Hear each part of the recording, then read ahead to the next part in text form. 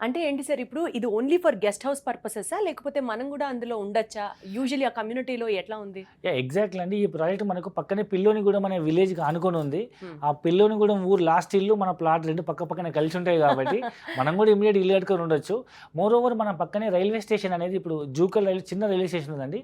రీసెంట్‌గా ఒక 1 month back central government 4 వైపులా 4 టెర్మినల్స్ అనౌన్స్ చేసింది. మీకు వరంగల్ హైవేలో చర్లపల్లి ఏ విధంగా మీరు చూడండి పాత వీడియోస్, అరౌండ్ ఒక ఎయిర్‌పోర్ట్ లాగా డెవలప్ చేసిండ్రు ఒక రైల్వే స్టేషన్‌ని.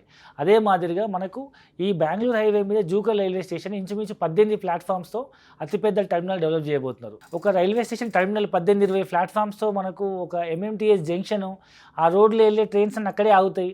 రోజుకి ఇంచుమించు 250 ట్రైన్లు ఆగుతాయి. మోర్ దెన్ 2 lakhs పీపుల్ వచ్చిపోతుంటారంటే ఆ దగ్గరలో ఉన్న ఏరియా ఏ విధంగా డెవలప్ అవుతుంది. ఎంత బాగా డెవలప్ అవుతుందో ఊహించుకుంటేనే అర్థమవుతుంది సార్. ఆ, కానీ ఫ్యూచర్‌లో ఇంత పెద్ద ఎంఎంటీఎస్ రాబోతోంది అన్న వెంటనే రేట్లు చాలా ఎక్కువ ఉంటాయేమో కదా సార్? ఎంత చెప్తున్నారు ఇప్పుడు? సో ఆ చుట్టుపక్కల ప్రాంతాల్లో హెచ్ఎండిఏ లేఅవుట్ అయితే 25-30 వేలు అమ్ముతున్నారు. ఈవెన్ గ్రామ పంచాయతీ లేఅవుట్ కూడా 15-20 తక్కువ ఎక్కలేదు. మనం కోట్ చేసిన ప్రైస్ కేవలం 12,000 రూపీస్ అండి. Hmm. సో అంటే 250 గజాల భూమి అంటే 30 లక్షలు అవుతుంది. 20 లక్షలు మంచి ఇల్లు కట్టుకోవచ్చు 50 లక్షల్లో. సో 500 గజాలు అంటే 60 లక్షలు అవుతుంది.